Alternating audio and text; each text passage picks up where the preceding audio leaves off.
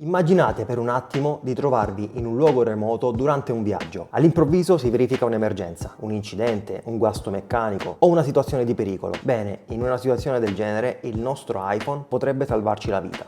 Benvenuti o bentornati sul canale a tutti voi viaggiatori, io sono Michael e ho deciso di fare questo video qui perché durante il mio ultimo viaggio in Thailandia ho rischiato grosso. Adesso vi racconto brevemente. Dopo alcuni giorni passati a Bangkok ho deciso di spostarmi nel nord della Thailandia per visitare Chiang Mai, Chiang Rai e soprattutto per fare il Mae Hong Son Loop, ovvero un percorso circolare che parte da Chiang Mai e arriva a Chiang Mai e attraversa una delle zone più autentiche, verdi, remote, isolate e anche pericolose della Thailandia. Naturalmente tutta la mia avventura in Thailandia potete vederla qui sul canale, vi lascio qui in alto il link della playlist. Per farla breve, il Mae Hong Son Loop può essere completato in 4-7 giorni, io ho deciso di farlo in 4 giorni ed è stato abbastanza impegnativo. Però un giorno in particolare, se non sbaglio il terzo, per via di alcune deviazioni non programmate che ho deciso di farle all'ultimo momento per vedere alcuni dei posti più sperduti, ho deviato dal mio percorso principale e mi sono ritrovato su una strada sperduta su una forse delle montagne della zona più alte, lunga oltre 30 km e gran parte naturalmente in salita. Infatti mi sono ritrovato praticamente in mezzo alle nuvole,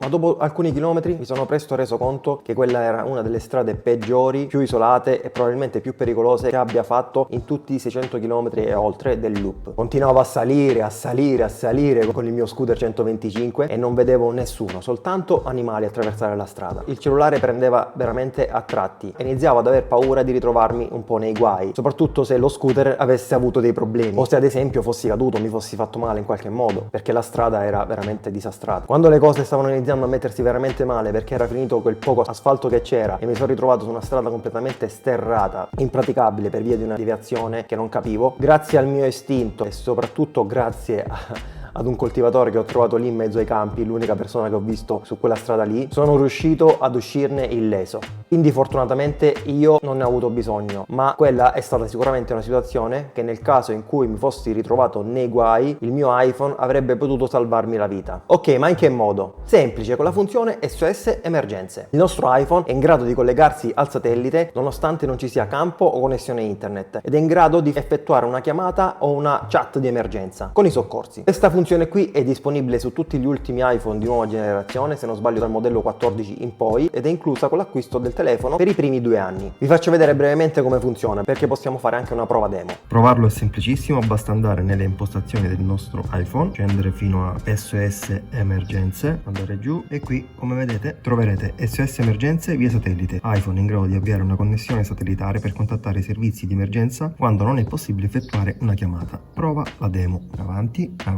prova la connessione satellitare, qui ci avvisa che verranno disattivati i dati cellulare, disattiviamo, da questo momento cercherà di collegarsi al satellite. Ok, ci siamo quasi. Ok, è partita una conversazione demo, come vedete qui ci spiega esattamente di cosa si tratta. Scrivi quello che preferisci e riceverai risposte esemplificative. Gli operatori ti chiederanno spesso di descrivere i luoghi in cui ti trovi, rispondi in modo conciso ma dettagliato, ad esempio autostrada A1 vicino al cartello del chilometro 70, esempio di messaggio di emergenza, dove ti trovi, e quindi qui potremo iniziare la conversazione con i servizi di emergenza. Molto semplice. Conoscevate già questa funzione e la sua utilità? E soprattutto vi è mai capitato di doverla usare? Se sì, raccontatemi la vostra storia nei commenti e vediamo come ne siete usciti fuori. Se invece non la conoscevate, adesso per il vostro prossimo viaggio potete partire con maggior tranquillità. Un'altra cosa importante che voglio aggiungere prima di concludere questo video riguarda l'assicurazione da viaggio. Ovunque stiate andando, in qualunque viaggio, per qualunque destinazione, fate sempre una buona assicurazione da viaggio. Io personalmente utilizzo Emondo già da alcuni anni e se volete posso darvi la possibilità di risparmiare il 10% ogni qualvolta stipulate una polizza da viaggio, semplicemente cliccando sul link che vi lascio in descrizione. Spero che questo video vi sia stato utile, se è così lasciate un like per sostenere il canale e iscrivetevi per non perderci di vista. Noi ci vediamo nel prossimo video. Ciao!